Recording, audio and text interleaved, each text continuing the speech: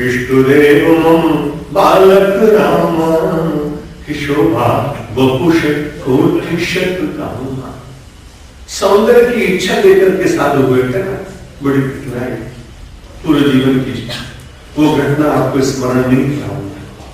उनकी पत्नी रत्नावली बहुत सुंदर थी, इसलिए उस सौंदर्य को प्राप्त करने के लिए समाज की मर्यादा का भी विस्मरण कर वो व्यक्ति चल पड़ा। मध्यरात्रि में नदी में तैरते हुए शव के ऊपर बैठकर उसे मिलने की आकांक्षा जागी। ऐसी वो दिव्य महिला थी जिसने इतने बड़े प्रेम का भी स्वीकार नहीं किया, और शायद वो जीवन में जागृति का एक दिन था। मोह की निद्रा उड़ाने में रत्नावली उस दिन सफल हुई और उसने ललकार करके कहा कि हार मांस की दे हम, अरे तामे ऐसी प्रीति होती जो भगवंत पद तो मिट जाती भवभीति। उसने अपने जीवन के सारे सुखों के ऊपर अपने हाथ से कुठाराघात किया, लेकिन तुलसी के भीतर की संभावनाओं को प्रकट करने के लिए परमेश्वर ने रत्नावली को प्रेरित किया। और उसने कहा मेरे देह के प्रति तुम्हारा जितना प्रेम है, यदि परमेश्वर के चरणों में हो जाता तो तुम तो सारे संसार से पार हो जाते। शब्द लगे और वे चल पड़े, लेकिन मन में रूप बसा हुआ है। सौंदर्य पान की इच्छा बनी हुई है। संसार में सुंदरतम को देखने की आकांक्षा से भगवान की जब उपासना करने लगे तो राम ने उनको अपना सबसे सुंदर स्वरूप दिखाया। कन्नड़ मुकोटि कमनीय स्वरूप का दर्शन कराया। करोड़ों कामदेव जिसको लज्जित हो जाए देखकर ऐसे स्वरूप का दर्शन कराया।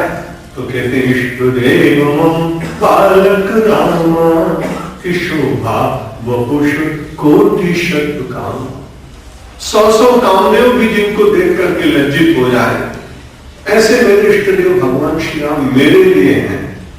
लेकिन विश्व के लिए जो राम के उस स्वरूप को नहीं मानता, तो अयोध्या प्रतिराम विश्व प्रतिराम बनकर जो आनंद सिंधु सुख राशि राम सच्चिदानंद दिनेशा नहीं तो हम मोह निशा देश। परमात्मा का चिंतन हम और आप क्यों करते हैं? क्योंकि बड़ी कठिनाई है कि मोह निद्रा में हम सो जाते हैं। दिवस में भी वो मोह की निशा मेरा और आपका पीछे छोड़ती नहीं। आंखें खुली होती हम सोते हैं। जो लोग सोते हैं वो तो मालूम है कि सो रहा है, लेकिन जागृत रहने वाले व्यक्ति जब सोते हुए दिखाई पड़ते हैं तब समाज का बड़ा अकल्याण होता है और लोग उसको प्रमाण मानकर उसी निद्रा में मग्न होते चले जाते हैं। देश के स्वातंत्र के पश्चात वो मोह की निद्रा बढ़ी।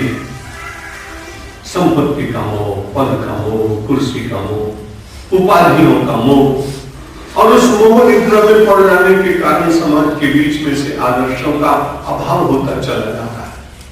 उन सब की चिंता न करते हुए मुझे तो ऐसा लगता है, और दोष चिंतन करते करते ये सारा समाज दोषों से भर गया।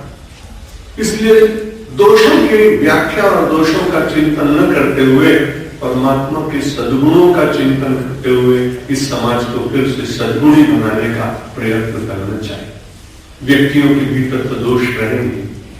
समाचार पत्रों वाले उन्हीं का वर्णन करते हैं, कुछ जो अच्छे सदाचारी लोग हैं, गांव में जीते हैं, थोड़े में गुजारा करते हैं, अपरिग्रहित होते हैं, अपने सुख को दूसरों को बांटकर सुखी रहने का प्रयत्न करते हैं।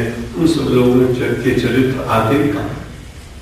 यदि हम इन सब बातों की बहुत चिंता करेंगे तो निराशा होगी।